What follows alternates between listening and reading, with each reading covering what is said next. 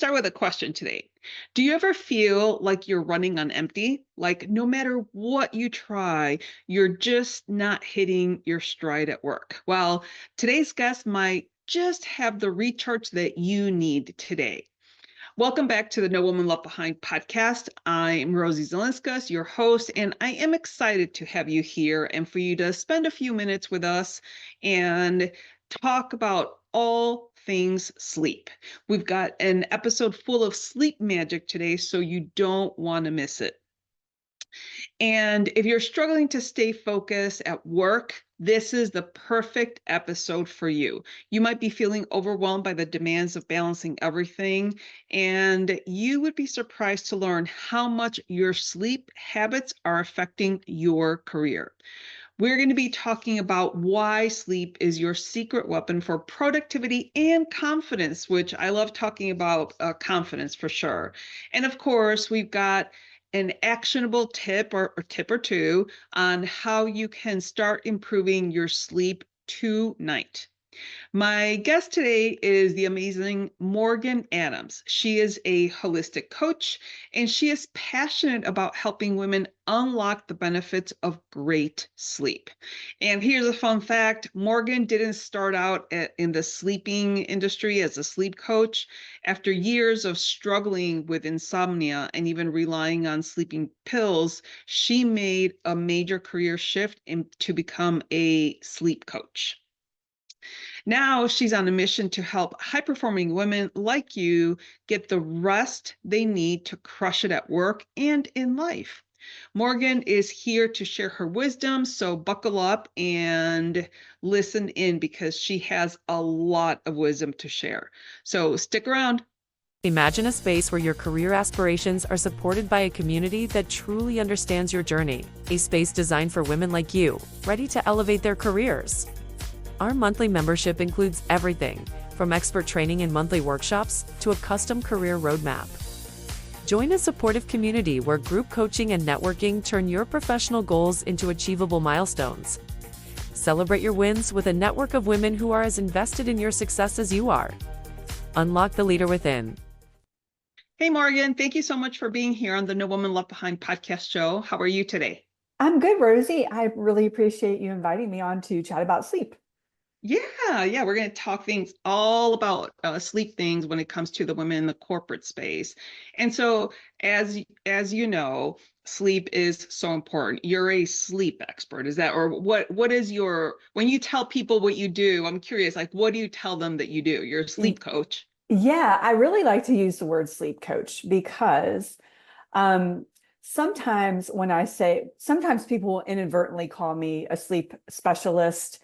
I don't like that only because a sleep specialist sort of in the medical world is a sleep doctor, and I don't want to confuse myself. I don't want to misrepresent myself as a physician. Sometimes people say sleep expert. I'm okay with that, but sleep coach is really kind of where I feel like I resonate best because I'm actually helping people in a coaching modality to get better sleep, and I incorporate a whole lot of things with my coaching. I call myself a holistic sleep coach because I actually I look at the person as a whole, and I am looking at many, many angles of their life, including, nutrition, movement, chronotype, circadian rhythm, so many things. And I'm tailoring my approach to each person because everyone comes to the table with their own unique sleep challenges. And so one of the other aspects of the whole sleep coach is the accountability piece, which I think, if you're looking up how to fix your sleep on Google, you may get a bunch of tips, but you don't have any accountability there. So Right. I kind of blend it all together, and I do prefer the term sleep coach, and I appreciate you clarifying that because not many people will really ask the question. Absolutely. Well, and you gave us a good explanation as to what the realm of your responsibilities are. And the Right. reason why I asked you on the show today is because obviously women in the corporate world, they're so busy with not only their work, but their personal lives. And so you and I had talked that how impactful sleep can be on your work performance and how it actually affects your focus and productivity. So why don't we start there? Why don't we go through why it's important to have that sleep and how it impacts your focus and your productivity. Yeah. So when we are actually going through the sleep process, we're going through different sleep stages. And you may have heard of REM sleep and deep sleep. Mhm. And deep sleep is really more about the physical bodily repair. We repair muscles overnight. Our brains have this interesting sort of system called the lymphatic system. And that is essentially when a lot of the amyloid plaques or the toxins in your brain get cleaned out. So when you're getting adequate deep sleep every night, you can sort of be assured you're getting a good brainwashing, not a bad brainwashing. And that cleansing of the brain obviously is going to impact how focused you are at your job. And then with REM sleep, it's a really interesting phase of sleep because it's more about creativity and memory processing. And if you're in a position at work where you need to generate fresh ideas, you really want to hone in on that REM sleep.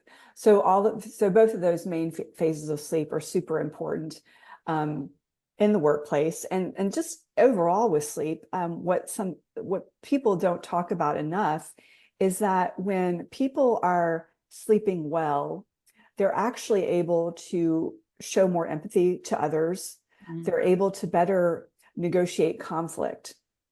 So when people are underslept, you can imagine that potential tensions could ensue at the workplace. And there's an interesting statistic that I heard recently about sleep deprived employees. So, and this is just sleep deprived people in general. So if you come in to work, say you're sleep deprived, you are actually more apt to incorrectly identify someone's facial expression as more menacing and negative than that person actually was. So like if I was, interacting with you at work and you had a neutral face, like a neutral expression, and I come in sleep deprived, I might interpret your neutral facial expression, Rosie, as threatening. And then you could see how that kind of that conflict could take place, and there might be some misunderstanding and maybe some just lack of communication on the whole. So really, just summarize, good sleep is imperative if we're going to flourish and thrive in our work life and also in our home life, because you think about like getting along with your partner and your children. If you are short slept, you are probably more apt to be a little bit snappy. I mean, I've done Mhm. it with my husband. I've been snappy in the morning if I haven't gotten good sleep. So it really just impacts every aspect of our lives. Got it. So not only does it impact your relationships at work, but obviously your relationships at home, your any interpersonal relationship, which uh, at work, you're less apt to want to engage and cooperate with people at work if you're sleep deprived. And obviously, one occasion I think most people are sleep deprived is when you have a baby, because babies, by the time it takes, several months, and you're just like, oh my gosh, you're barely awake, the whole first 3 or 4 months until they're in a good rhythm, and hopefully they get in a good rhythm quickly. But what is it about the sleep and confidence then? Because obviously my whole goal and your goal is to get people to have better lives. And women come to me and they say, hey, Rosie, I want to build confidence. Can you help me build confidence? And for me, it's easy because we build confidence through preparation. So the more you know about yourself, the more you're able to explain to others who you are and what you do. But people can't see the amount of sleep that you have on you, so, and that lack of sleep, does that impact confidence? I mean, I haven't seen any studies on that directly, Rosie, but I can't imagine that it wouldn't impact your confidence. Mhm. I mean, and just working with my clients, I mean, anecdotally, um, I'm thinking of one lady in particular. She is having a really hard time with insomnia, and she's challenged quite frequently with her own thoughts about her ability to do her job, and Mm. to I think what's going on with her right now, she's trying to ask for a work from home position, and she's just really finding it hard to kind of get the confidence to make that ask. And I think a lot of it is boiling down to the fact that her sleep has been so shaky. that Mm. it's hard for her to kind of feel that sort of like self-empowerment to Mhm. make those asks. So I think that's a really great thread that you're pulling on there, because um, that confidence is so key, in work. And when we are sleeping better, I am confident that we're more confident to put a pun on it like that. Yeah, for sure. And I imagine that, in the same vein, when you are sleep deprived, and say if you had a meeting with your manager and you're trying to talk about your performance or your accomplishments or whatever, it's going to be harder for you to explain those accomplishments, to have that ability to advocate for yourself in an empowering way when you're sleep deprived.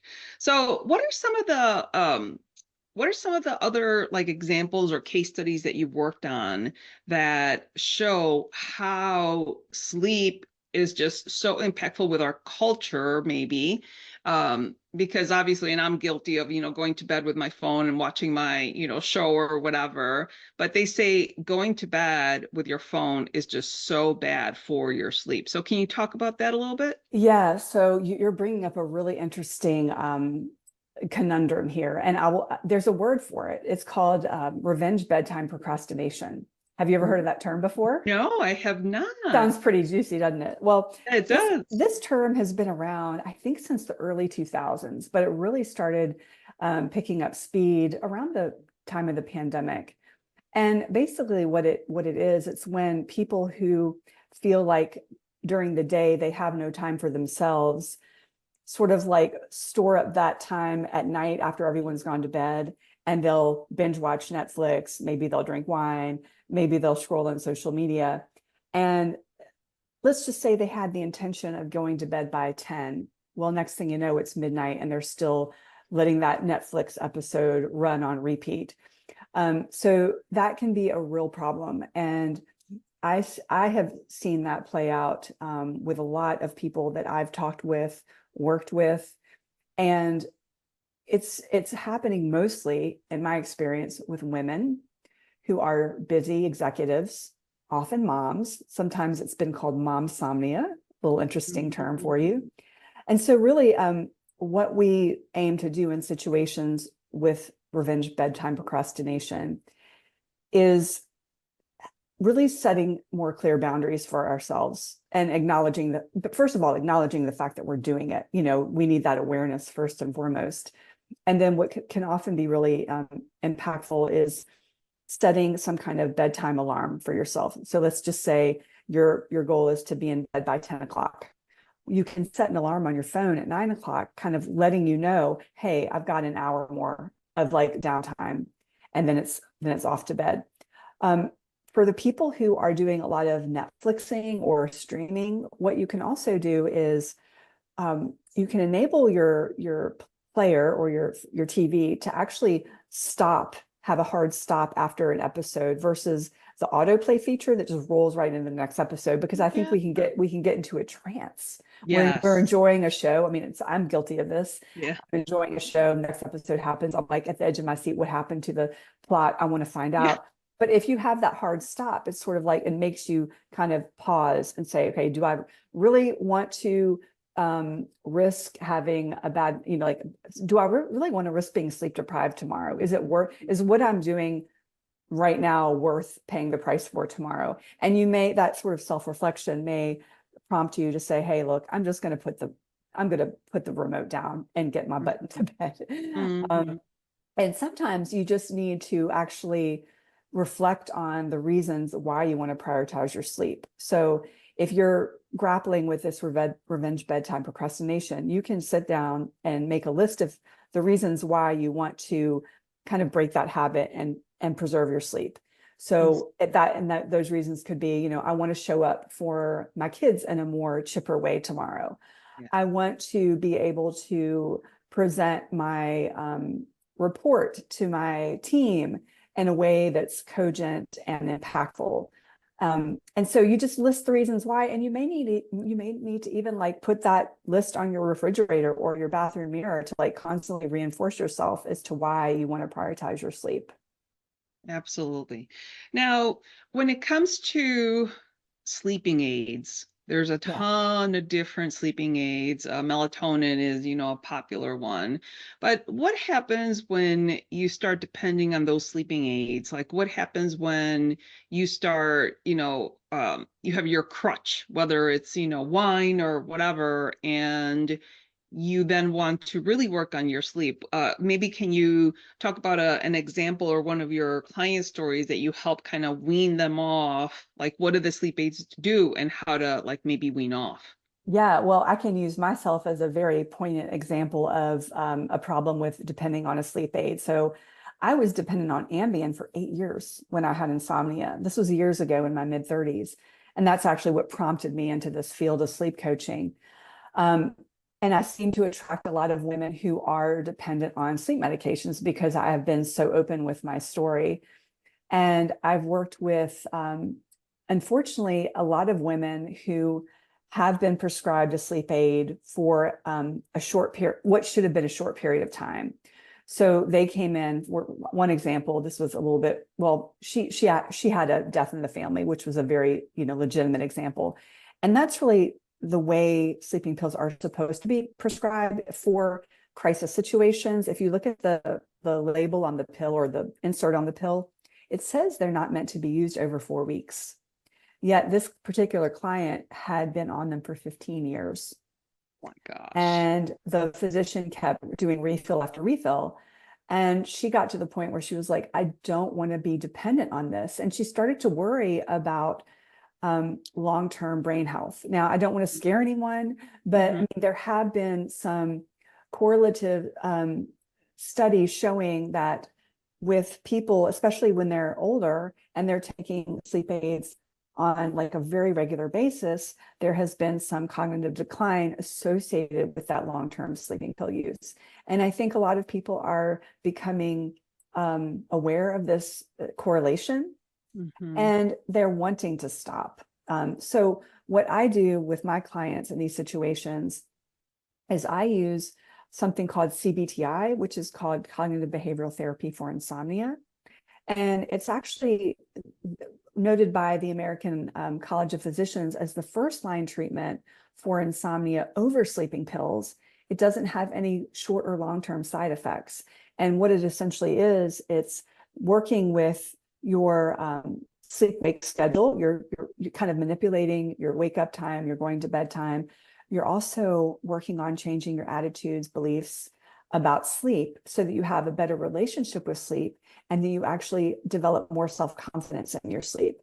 So when someone is on a sleeping pill, like a prescribed pill, I always have them contract with their prescribing provider. Since I'm not a physician, I don't want to take on that responsibility. It's out of my Hmm. scope. So they sort of, I guess, work with their physician on signing off on a taper schedule. And then what I do with my client is I help them with that taper schedule and help hold them accountable. And a taper schedule essentially means you're just reducing that amount gradually over time so that it's not a shock to your system. And the CBTI in conjunction with that taper is actually a really beautiful thing because the client is getting a lot of self-confidence about their sleep while at the same time they're tapering off the meds. Got it. Okay. And so what other things? I know one of the big popular items for sleep is the Aura ring. I don't have an Aura ring. So, oh, you do. You have one. How, Yes. tell us about that and how you use it, because obviously the point of us having this conversation, and we'll get into, how you work with your clients and like other things that you can do, tips and tricks and stuff like that. But when it comes to the Aura, tell us about why you selected the Aura and how you use it. Yeah. So I got my Aura 4 years ago, right during the pandemic, because my sleep started to kind of get a little shaky. And I was very determined that I was not going to go back to full blown insomnia. So I got the Aura ring and it was really eye opening. And I've learned a lot about my own sleep through it. And I won't bore you with the details of my own sleep, but here's where I find it to be a really useful tool for people who are okay sleepers or they want to really optimize their sleep. I think it's an amazing tool if you're able to look at the data that you get from your dashboard and you're actually able to make behavioral changes based on that data. So, for example, in my case, I'll use me. I noted that when I had too much alcohol, well, guess what happened? My REM sleep suffered, my deep sleep suffered, my next day readiness and recovery suffered. And I thought to myself, I don't not only like the way I feel, but I don't like these bad scores. I'm a little Yeah. competitive. I'm a little competitive, Rosie. So, so I decided to, stop having as much alcohol. Instead of having maybe 3 drinks, I'd have 2, and maybe now I'm down to 1. And I'm looking to see like what's the sweet spot for me. I've figured it out. So for people who have that sort of insight and are able to make behavioral changes based on the data they're presented with and their on their wearable, then it's great. Now, where I don't see as much value is really for most of my clients. Personally, I'm working with a lot of people who have insomnia, and people who have insomnia typically have a lot of anxiety about their sleep. And what happens when you use a wearable tracker for sleep, it will often exacerbate somebody's anxiety about their sleep Yeah. because they're seeing, or they're putting so much focus on the minutia of the numbers, and they're like, oh my gosh, I only got like a 5% deep sleep. What's going to happen? I know I need that for my brain cleansing. Am I going to get Alzheimer's? And they just kind of spiral. So when I'm working with clients who have true insomnia that's linked with anxiety about sleep, I will say, look, let's maybe, why don't you hold off on buying an Aura ring for now, and let's get your sleep into a good spot before you start tracking it. And I think really the ultimate way to gauge your sleep, Rosie, is by how you feel in the morning. So Mhm. checking in with yourself and really, how am I feeling? If you're performing well all day, you're feeling well, there's really not a huge reason to get all, up in arms about your sleep. And if you're one of those people though, who's sort of like in the middle, you're sort of kind of teeter-tottering in the middle, here's a really good suggestion so that you're not too wrapped up in the numbers, is wear your ring every night and then pick one day on the weekend to download your data. Take a look at your data, sort of looking at trends versus like the daily headlines, because that takes a lot of pressure off the performance piece and gives you sort of, you get to step back and observe what's going on versus being hyper focused on the number each morning. Got it. Yeah. I can definitely see how if you already have anxiety and you're seeing that your numbers are not as high as they should, it just kind of gives you more anxiety. So I like that you recommend your clients to kind of hold off a little bit until they almost kind of regulate their sleep and then start looking at the data. Yeah. That makes a lot of sense. Um, Now, you and I had kind of talked about how the workplace culture is as far as some companies are friendly workplaces. And I think I would assume most are not right now, but most companies neglect sleep. I mean, they're not going to be worried about the sleep of their employees when they're worried about their KPIs and their bottom line and all that stuff. So, what do you know about workplaces that are sleep friendly? Yeah, well, here's an example of a workplace that is not sleep friendly. This is a very poignant one. I had a consultation with a woman last week who was a really high biller for her company, like the highest biller in the company, and she was staying in the office very late at night. You know what they did? They actually invested in an inflatable mattress to keep in her office so she could sleep at the office. Okay.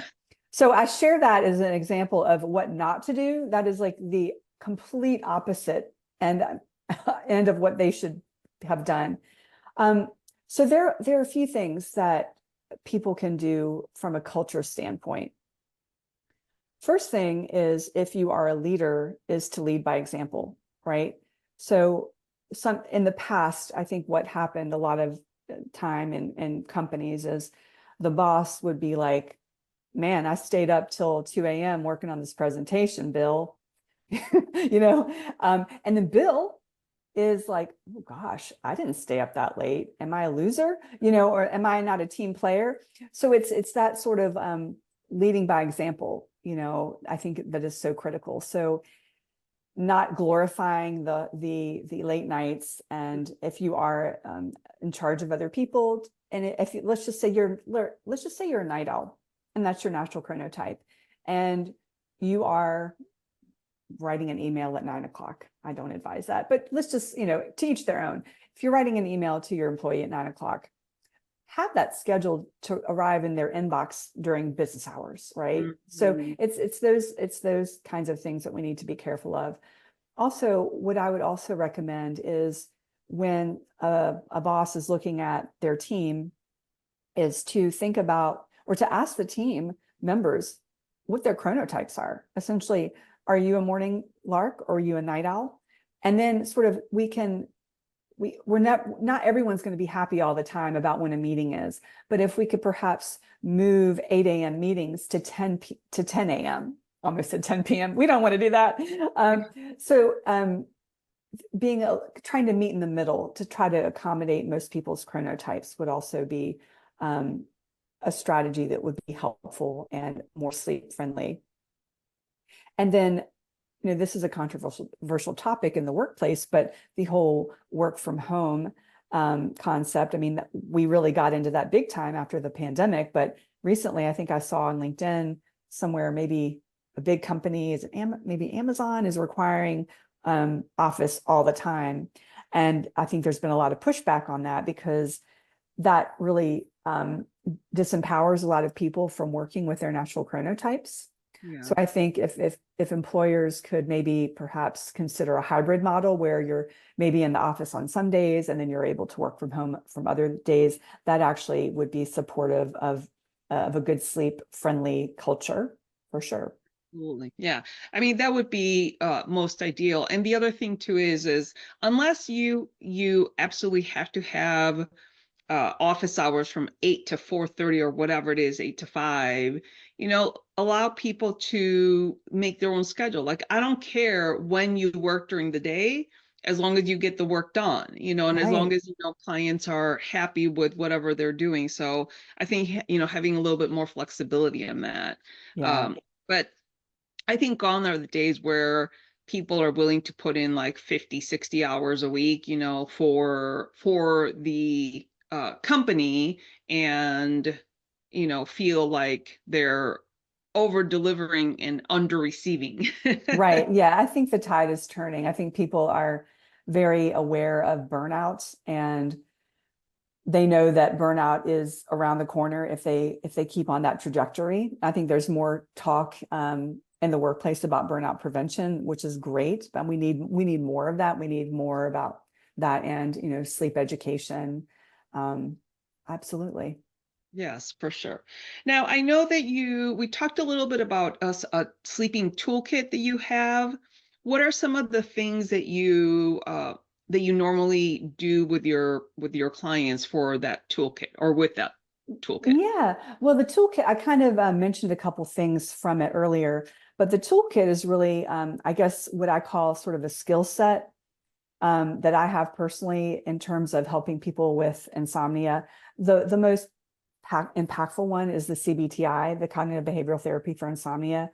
Not everyone is appropriate for that. So not every single person I work with is going to receive those techniques, but for the most part, most of them do. There's also looking at nutrition, movement, what is someone's chronotype. I also incorporate mindfulness for the right client. So it's really the toolkit is sort of, I guess, looking at how do I describe it? Like there's a bunch of things that I have in my toolkit. And Rosie, if I think this one's going to be good for you, we're gonna talk about it. I'm going to work with you on that. So in other words, I don't really like a cookie cutter approach to sleep coaching.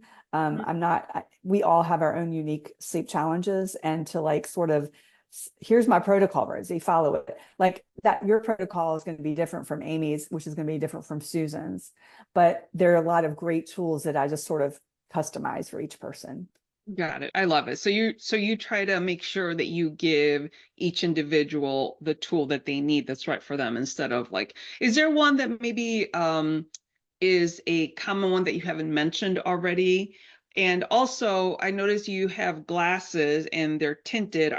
Talk to us about like glasses because I know people talk about having either different screens or glasses and stuff like that that will impact the amount of light that you receive from computers. So let's talk about that. Yeah. So one of the tools that I apply for everyone, because everyone needs it, it's focusing on circadian biology and circadian health, and to kind of distill that down into something that's kind of easily understandable. It's really managing our light and dark environment. Our light and dark environment really can affect our circadian rhythm for better or worse. And so what we really want to keep in mind is the fact that our ancestors, think about hundreds of years ago before the light bulb, we were all outside. So we were basically meant to be around a lot of daytime light, and then at night it was dark. There was no ability to turn on lights. And so what we're dealing with now in our modern day society is days that are too dim and nights that are too dark, right? Nights that are too bright. So you go into a mall at night, or you go into a movie theater or an airport, lights are really bright, and no wonder we can't sleep when we get home. So what we really want to focus in on are aligning our circadian rhythm by using light and dark. So a couple of things you can do: get outside early in the morning when the sun is rising to try to get those natural rays of light, and staying outside as much as you can during the day. I know it's hard for us. We're working in offices usually, or our homes. We're not like outside gardening all day, but if we can just pop outside for a couple minutes here and there, it really makes a difference. And then with mitigating the darkness, one of the tools we have that's becoming more and more popular are those blue light blocking glasses. And the ones that I'm wearing now are they're yellow lenses. So they're blocking out some of the blue light, but not all of it, because we don't want to block out all the blue light during the day. Otherwise, we'd be very sleepy. But Hmm. in the evening, a couple hours before sunset, I put on orange tinted lenses. Those are the true blue blockers. And that blocks out all of the blue from LED overhead lights, from your computer, from your phone, your tablet. Because when you have that blue light coming in, hitting your eyes, it's going to suppress your melatonin production. And we desperately need that melatonin production to instigate our sleep cycle. So that's really the deal with the blue blocking glasses. And for the people out there who are thinking about buying some, be really careful about the brand you select, because I've had clients who I told them, hey, you might want to get some blue blockers. And then they order them on Amazon. And I say, show me your blue blockers. They put them on and they're clear and they're not doing anything. It's like they're like the biggest scam ever. So when I give them, the brands to look at, and they buy the brands that are reputable and tested, they're like, now these are blue blockers. They really see the difference. Right. What are a couple of brands that you typically recommend for your clients when it comes to the blue blocker glasses? Yeah, well, I am actually, full disclosure, an affiliate for Viva Rays, which are the ones I'm wearing. But other brands that are reputable are RA Optics. Um, there's another brand called True Dark, which is good. Um, the other ones are escaping me, but there are a couple more, and their names are not coming to me right now. But really, I think the bottom line is, if you're getting blue light blocking glasses, look at the website thoroughly and make sure that they've tested the glasses for their ability to actually truly block the blue light, and make sure they're doing that, because so many of them on Amazon, the cheap ones, will not. Got it. Okay. All right. So I want to kind of shift the conversation to you. You're a sleep coach, but you weren't always a sleep coach. So what was the transition from your life before becoming a sleep coach, and then the decision? You already talked a little bit about the story of all your insomnia and why you decided, but how did that transition occur? Well, during the well, okay, the real change internally for me was getting a breast cancer diagnosis in 2018. Um, that really set me on this journey of truly delving into my health on a very holistic level, and really getting very clear on what I wanted in my life for my own health, and also just for my own profession. I really wasn't, I was doing healthcare marketing. I had been doing pharmaceutical sales before that. And I really didn't feel truly like my heart was in those professions. And so 2018 was the breast cancer diagnosis. And then 2020 was the pandemic. And I mentioned briefly that my sleep started to suffer right in the beginning of the pandemic. And I got it back on track. And when I did that, I realized like how many other women were having trouble sleeping. And because I wanted to help women with their health, but I didn't know how. I didn't know how that was going to play out. It was like sleep, boom, here we go. I can help women with their sleep because I've helped my own sleep. And I feel so passionately about sleep being the foundation of health that that's really what prompted me to train to be a sleep coach and to start this business. So it was a kind of a roundabout way, but there was definitely a tie-in with wanting to help women with their health overall. Got it. Well, I'm sorry you got the diagnosis, but I know that you were have been able to just work on your health and focus on that, which is incredible. So Yeah, wonderful. Okay. thank you. So as far as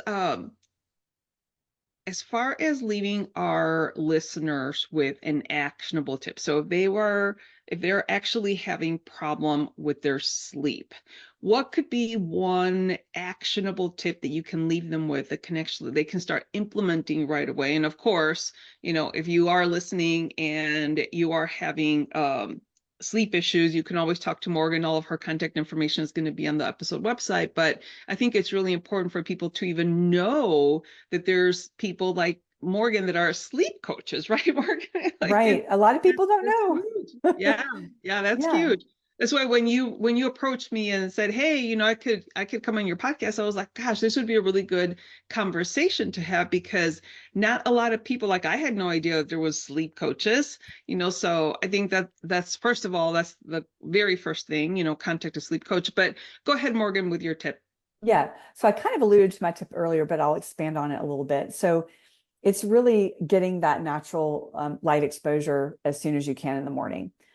So ideally, you want to get outside probably within 30 to 60 minutes of waking up. You want to actually try to get your natural light exposure soon after the sun is rising, right? And you also want to make sure that when you step outside to get that sun, that you don't have anything covering your eyes. You don't want to have sunglasses on. And the reason why is because the light has to hit your retina, and then there's a signal that goes from your retina to your suprachiasmatic nucleus, which is your circadian pacemaker. And when that happens, there is this beautiful cascade of neurotransmitters and hormones that happens. So your cortisol gets boosted for natural energy.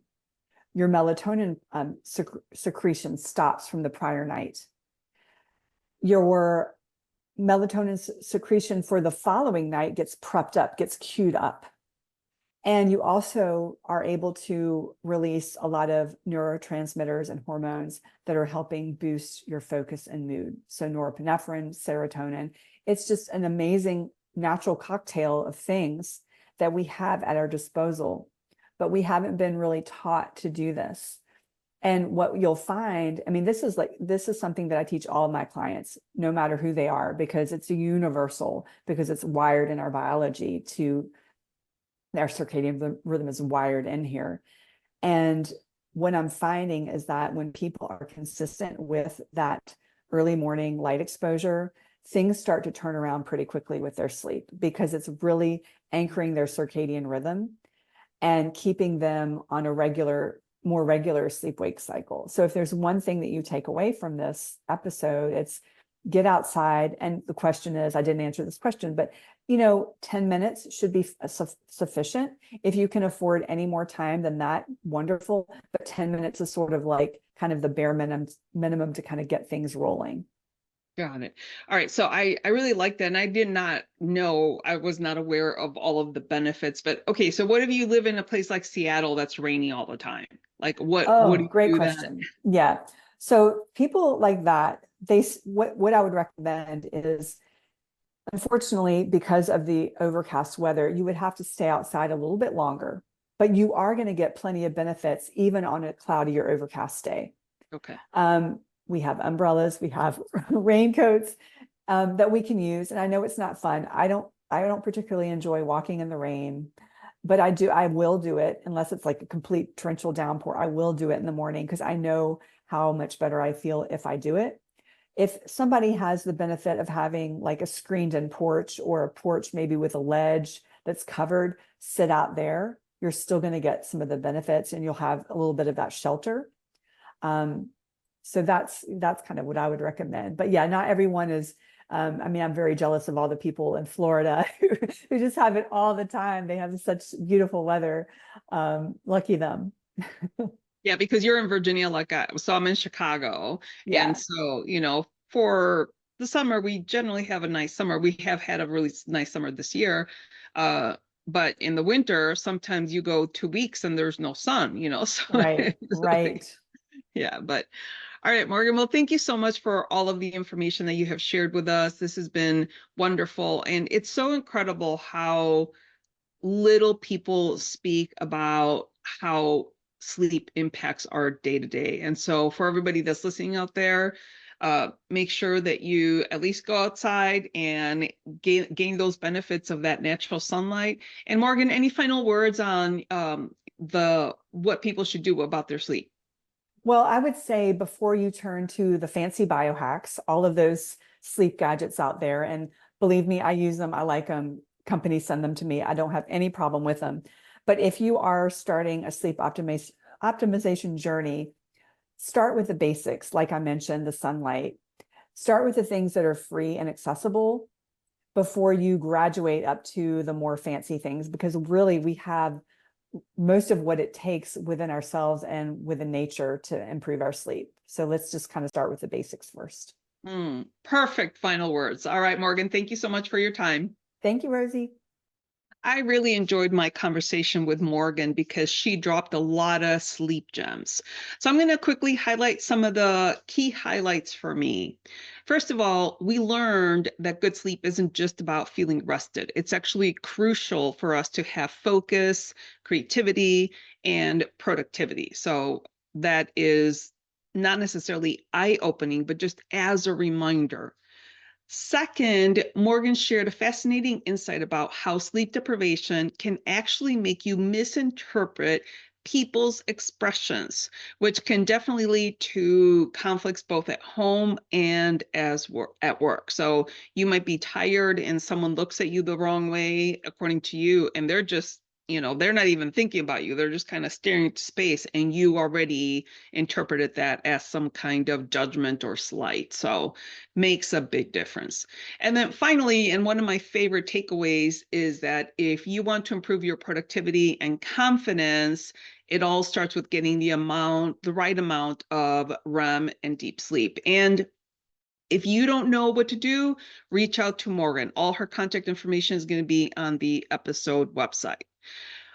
Morgan leaves us with one top tip. She says, get outside and grab some natural sunlight within 30 to 60 minutes of waking up. She says just 10 minutes can anchor your circadian rhythm and set you up for better sleep later on. And before you go, please make sure that you take the promotion readiness quiz to see how close you are to leveling up in your career.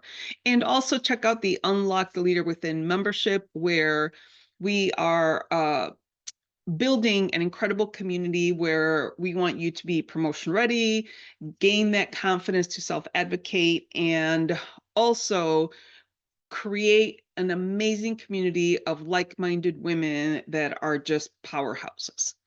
You will find all the links to the quiz, the membership, and all of Morgan's contact information on the episode website. And remember that sleep isn't just about rest. It's your ticket to showing your best self at work and at home. So I hope you will take Morgan's tips. They are a no-brainer, and it is time for us to check in with our sleep. And, if we get good sleep, then our productivity is going to soar. So with that, thank you so much for tuning in. Remember to be brave, be bold, and take action.